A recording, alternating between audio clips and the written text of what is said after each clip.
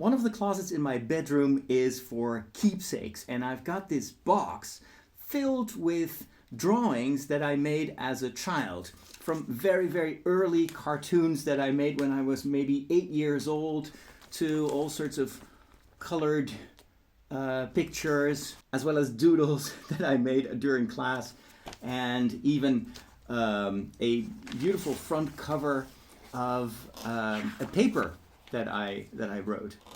I loved drawing, but there was also one drawback of my passion for drawing, and that was perfectionism. And in this episode of The Walk, I want to talk about the implications of perfectionism, the destructive impact that it can have on our lives, and, well, how to heal from it. Let's go for a walk.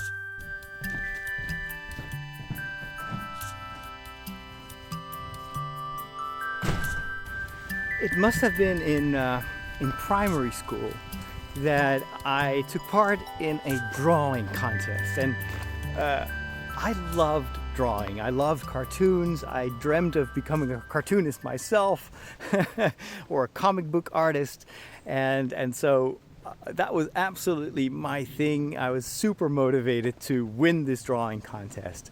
So we got a few hours to make a drawing. I don't even remember what it was about.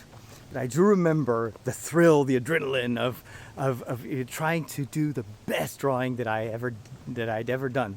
And so everybody, all my classmates, started to work, and the teacher told us, I will warn you 15 minutes before you have to hand it in, and go for it. And I was just staring at this blank piece of paper, and I was like, what am I going to draw? It's got to be perfect. It's got to be the best thing I've ever drawn. What am I going to make? And so I started designing like a science fiction thing with planets and a spaceship. And then after a while, I was like, yeah, but the teacher doesn't really care for science fiction. And I was looking at my classmates, and the girls were drawing horses and stuff and nature, and I was like, yeah, and here I am with all this space stuff. This is not going to fly. I got to start again. So I began again. I lost half an hour. And so I'm like, okay, well, maybe I have to draw a forest or something with nature and animals. I tried to do that, but I wasn't good at it. I didn't know how to draw trees. And so that failed. And I was like, okay, well, maybe I can do something spectacular. Like, I'm going to do an airplane chase. And I'm going to, like, a friend of mine had taught me how to draw airplanes. And I was obsessed with trying to get good at drawing airplanes and cars. He was also really good at drawing these American cars, and so I was like, okay, this is it. I'm going to do a car chase by a plane. I probably was inspired by Indiana Jones. Something like that. So I start working on that. And then I was like so immersed in my work, and that I started again and again and again, and I was really could build up the scene, and I was super meticulous, adding all sorts of details, and I was like maybe at the halfway point when the teacher told us 15 minutes to go. I was like, 15 minutes to go? What? Wait a minute. I'm never going to make it. 15 minutes. And so I started to speed up. I was like looking at everyone else. Some of the girls were already handing in their drawings. And here I was. And I had only drawn the contours of the plane. And the car was only... I didn't put any colors there. There was no road. There was no background. And I just started to grit my teeth. And I was drawing like a madman. And then the teacher warned us, 5 more minutes, 1 more minute, 30 seconds. And I was like, no, I need more time. And it's like, you have to hand it in, otherwise you cannot compete. And then he starts counting down, 10, 9, 8. I was like, okay, I still need to do the tail of the airplane. I was almost at 0. And then I was like, I need 1 more minute. And then the teacher tells me the most heartbreaking thing ever. And he says, Roderick, time's up. You had to hand it in. I told you before, those were the rules. So unfortunately, you're disqualified. I was devastated. I can still feel it. That hurt so much. And the drawing that I finally ended up making wasn't even my best. And I had focused so much on the details, and I was so anxious that it wasn't good enough that I ended up with nothing. It taught me an important lesson about perfectionism, and how perfectionism in itself seems a positive thing. Like, right, you want to do the best you can. But in my life, in my experience, perfectionism has most of the time been a hindrance to my work. It's gotten in the way of getting things done, or even starting. Sometimes I would be like this kid looking at this blank page, and I was just fuzzing about, what can I do? This is not good enough. And I would shoot down all the ideas that I had before I even started trying it out. For someone who is suffering from extreme perfectionism, like I have been for many years, it literally often like gives you analysis paralysis. You're so focused on analyzing what would be the best thing to do that you waste all your time on that, and ultimately you end up doing nothing. I saw this same mechanism at work when I was watching an episode of Lego Masters. I love the Australian Lego Masters. They show it here on TV. For some reason, Australian TV shows are super popular in the Netherlands. So we've got Australian MasterChef. Everybody watches MasterChef Australia. There's been a MasterChef Netherlands and nobody watched it. So, and for Lego, same thing. It's a similar program. We love to watch the Aussies for some reason. And so I was watching this episode, and there was this one couple, and they had the same problem. So you get that challenge, and everybody's super excited. And most of these Lego builders are immediately starting to make a drawing, 5-10 minutes, and then they start working and they start building. There was this one couple, and they were like, "Oh, but this is an elimination round. This has to be our best build yet. What can we make?" And then they looked at the other participants, and they were doing such an amazing thing, and they were like, "Oh," they were overthinking. And an hour after they started, and they only had 10 hours, they still had nothing. They had not a single idea. And then they ultimately started to do like a compromise, but they were way too ambitious. And so a few hours later, the whole thing falls apart, literally falls apart, because they were trying to make something that they hadn't thought through, which made it even harder for them to come up with a solution, because now their plan only had half the time available.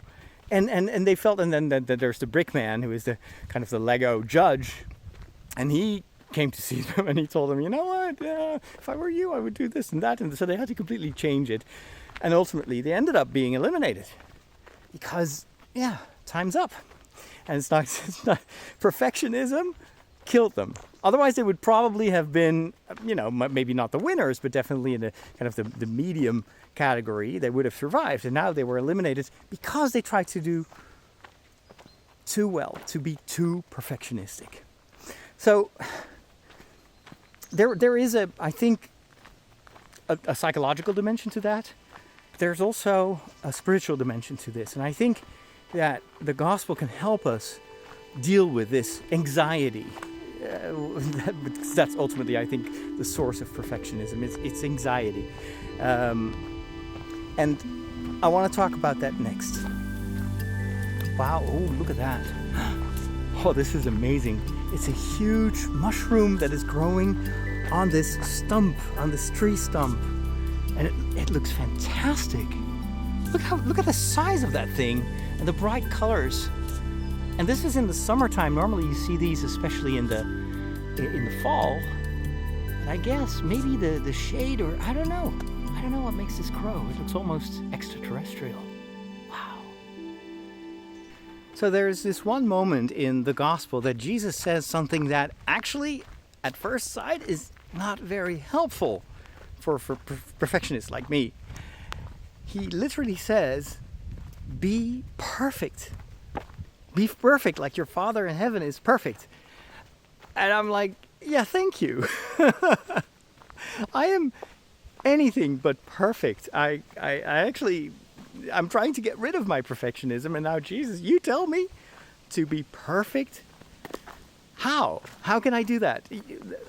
Out of everyone, Jesus should be the one who knows that we are never perfect. We're human.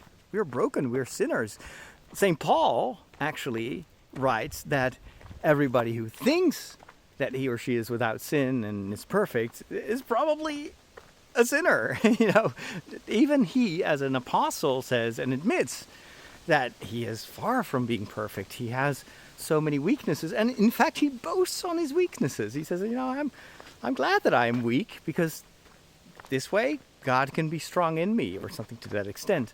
So when Jesus says, I want you to be perfect, is that just an ideal? Is he just like putting the bar really high up so that we at least try?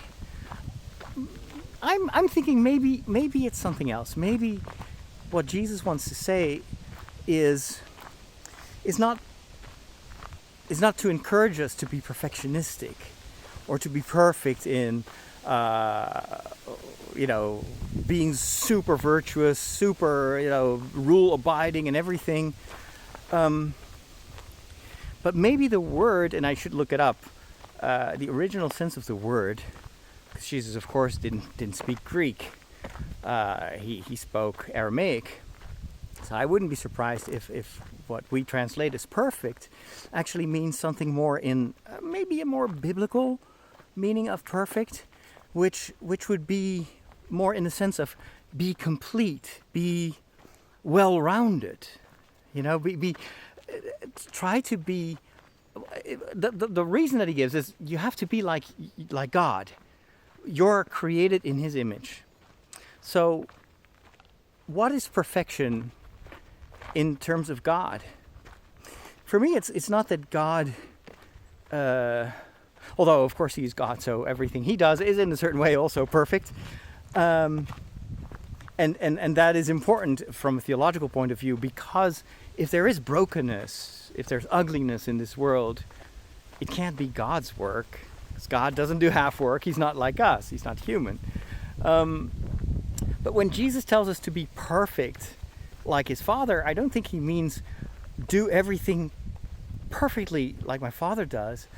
But God is perfect in, and the word perfare in Latin kind of indicates this as well. It's a process.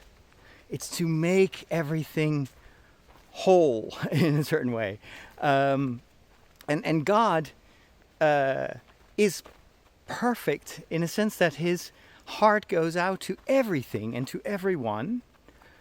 And his concern and his love encompasses even the brokenness in the world. Even suffering has its place in God's heart. It's not something that he pushes away. Jesus is going to be broken. So is that perfect from a human point of view? No, it's a failure. It's total failure. Jesus' career is ending in the worst possible thinkable way. And yet, I would say Jesus, in a sense, was perfect up until the very last moment. Because even when he was on the cross, crucified, incapable of doing anything, people mocked him for, you're the Savior? You can't even save yourself. Come on. And yet his heart went out to everyone, even to his enemies, even to his the people that nailed him to the cross. He forgives them. And I think that's kind of more gives us a little bit more an idea of what Jesus means by perfection. It means to be focused on being wholesome.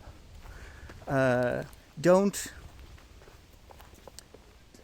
let your life be reduced to just one aspect of it. Don't waste your time on money or career or possession. All that is going to pass. Let your heart go out to the world.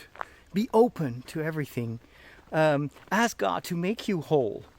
That's another thing. If whenever Jesus asks you to do something that at first sight kind of sounds impossible, then it could also be an invitation to invite God to perfect you, to perfare, to make whole in you what you yourself cannot make whole. For me, this is also vital when it comes to mental health, for instance.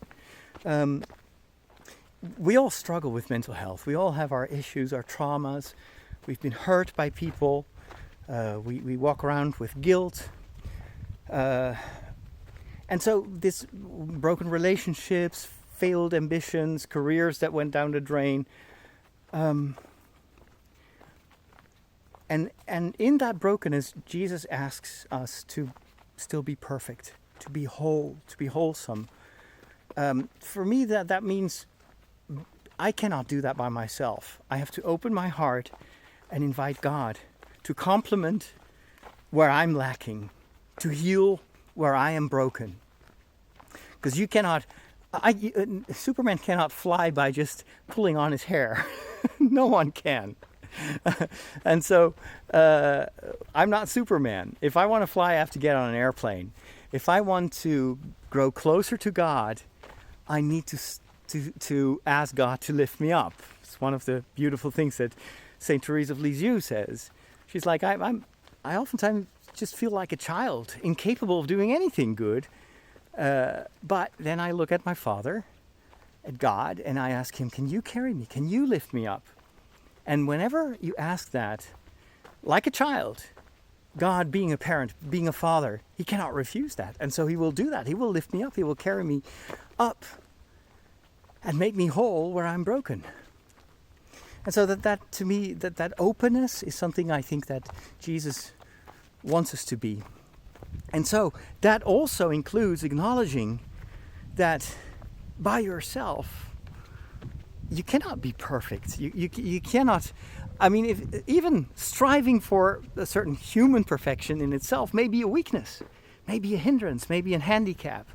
And so my prayer is oftentimes, God, help me to be content with the way things are. Help me to be content with who I am. Let me be grateful and thankful for my qualities, my talents, for what works well, but also let me be mindful that when I feel that I fall short, that I can't do what you ask me to do, I want to turn to you and I want to ask you, please lift me up, make me perfect, be the strength in my life, as St. Paul puts it. If I am weak, you can be my strength. If I am imperfect, you can be the perfection that works in me and through me. I'm a broken vessel. I'm like Kylo Ren's helmet that has been patched together again, but you can still see the fractures. But that helmet can still protect, even though it has been broken in the past. And so even though I may break and am broken, it doesn't mean that I'm useless. Because if God can glue me together, I can still serve others. I can still protect others. And that frees you from that drive, from that anxiety that you're not good enough and that what you do is not good enough. God never asks us to do something that we can't do. He invites us to open us up to Him, to His strength, so He can do it through us. And the efficacy of the work that I do as a priest does not depend on the quantity of work, the quality of my work. It mostly depends, I think, on the quality of my heart, on the openness of my heart. If I do my work with God, then it will bear fruit.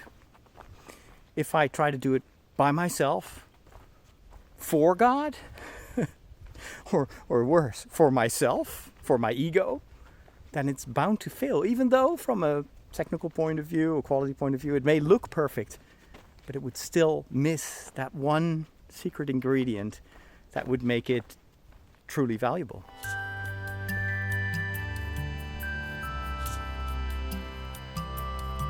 This morning I was watching a video on YouTube that was made by an Indian girl, and she made a video with tips on how to film yourself with just a phone. Exactly what I'm doing now. I was planning on making these recordings, and so I was like, okay, that could be useful. Let's take a look at what she has to say. The part of the video was in a language that I didn't understand, but every once in a while she would switch to English and summarize what she had told her audience that speaks her native language. And she gave a ton of examples. It was a lot of fun to see how she positioned her phone and how she would use like simple tricks to make it look as if there was actually another person filming her. And some of those tricks are ones that I use myself, because oftentimes when I film, I am by myself. I don't have a camera crew. And some of the tips were new to me. I was like, oh, that's such a great idea. I have to do that as well. And then at the end, she says, there's one final tip that I want to give you, and maybe the most important one. And she added, done is better than perfect. Done is better than perfect. And so I was immediately struck by that, because I knew that I had to hear that this morning. Done is better than perfect. She explains one of the issues that you have when you film with a phone, when you're all by yourself, is that you want to try so hard to make it look better than you actually can. And so you will obsess on every shot and doing it over and over again. And the risk is, she says, and oh my gosh, I recognize that so much, is that you end up not filming anything. Or that you miss opportunities because you fret too much about where do you put your camera, and then you miss that one shot that you could have filmed had you not been so perfectionistic. And so that advice, like, done is better than perfect. I love the simplicity of that advice, and it's something I'm going to keep on my mind for everything that I do in the future.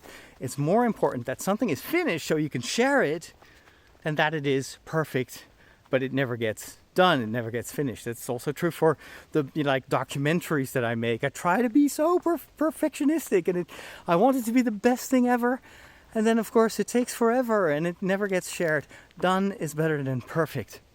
And so this is one of the main reasons, as I've explained before, that I've added video to the walk, which used to be just an audio podcast, but I'm adding video to train myself to just get out there and film and put stuff together, even if it's just done with a phone. And even though sometimes it's not in focus, or I just, I don't know, the image is shaky, or the light is falling into the camera and causing everything to be overblown, it doesn't matter. Done is better than perfect. And it's also true when it comes to preparation. I do prepare these episodes, maybe even more than I ever did. At the same time, if I can't come up with sometimes I kind of lose my train of thought, or I don't know how to say something in English. And then in the past, I would always immediately stop the recording and just redo it all over again, or sometimes even just stop and Google something that I didn't know how to say. Now I'm just like, yeah, whatever. It's not important. It's just part of who I am. I'm not a native speaker. I sometimes mess up in English. It's part of the charm. And if something goes wrong or is not perfect, people know that I've filmed this and I record this with a phone. Sometimes if there's like wind blowing in the microphone, you're like, yeah, that didn't sound very professional, but who cares? It's not about this. This show is not about the audio quality. It's about the message, hopefully. And so, done is better than perfect. Gosh, I really need to frame that and put it somewhere on the wall in front of me when I'm working on the computer and before I go out to film this kind of stuff. I wanted to share that with you. Thank you so much for walking with me. My patrons can stay put because I'm going to walk the extra mile with them. I've got some news to share. And if you want to join that fellowship of people that walk with me, not just during these public shows, but also in the whole process of putting stuff together, and a lot of the things that I do have been vetted by the community. And sometimes I get ideas because of that community of patrons that when you become a patron, you get access to the Discord server. That's where we chat every day. There's so much conversation going on there. So it's not just, you don't just get extra shows, extra podcasts when you become a patron, but you also join a community. And so what I do becomes also partially your work and your inspiration. So take a look at patreon.com/Father Roderick. I really hope that you can spare, if only like $2.50 a month. I know that these are difficult times economically, but it goes a long way. And if I can find a community that can help me get to the next level with this, what I do, that would be good for all of us. And I really hope that being part of that Patreon community in itself is already worth your investment. So thanks for checking it out, and I will see you next time. Take care and God bless.